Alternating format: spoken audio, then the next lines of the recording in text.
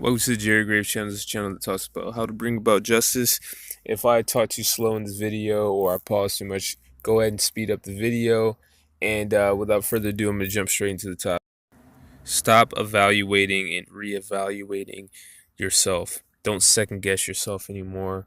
It's easier said than done, but in this society, people try to make you reevaluate and constantly reevaluate yourself, and they do it just by little looks that they give you, and it's directly about passing you that message that, hey, maybe you should rethink who you are, or maybe you should rethink, what you're doing right here, because there's something abnormal about that.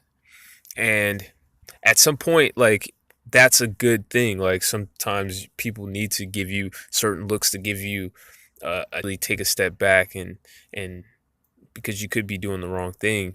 But if you've been working on yourself for a long time and you're trying to uh, get it together, you know, it's not really, you can't really learn all that much from other people, right?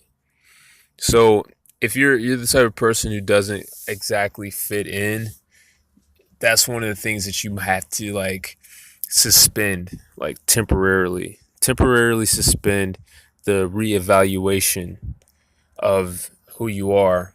And just in general, don't pay attention to the looks that people give. And if you see people watching the things that you do or trying to give you that extra little look, the extra hold their gaze a little bit, look away, and focus on what you're doing. Don't go into your mind, going back and maybe I'm wrong here, or maybe there's something wrong with me, or you got to just suspend all that. And I'm using the word suspend because you don't permanently want to get rid of that, because it can be useful. But at this moment, if you already have a plan for how you're going to work on yourself, you know what I'm saying? You don't need to be constantly reevaluating yourself. And people squint their eyes in a way when they look at you occasionally. If you don't fit in, they'll squint their eyes and try to make you second guess yourself, second guess what you're doing.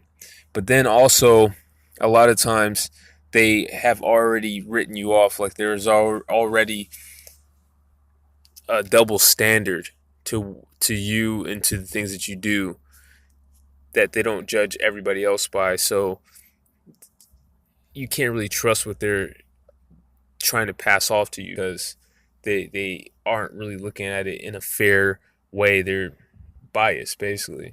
And so sometimes you might be doing the wrong thing, but 9 times out of 10, that person is just, I don't even know how to describe it. They're flawed. You know what I'm saying? People are just flawed. So you gotta, you know, brush these types of people off. Don't pay attention to people's looks as much, and try not to be so susceptible to that, and just kind of just work on the things you need to work on, and evaluate yourself, and be honest with yourself, so you can start trusting your own judgment over the judgment of other people. So that's all I got for this video.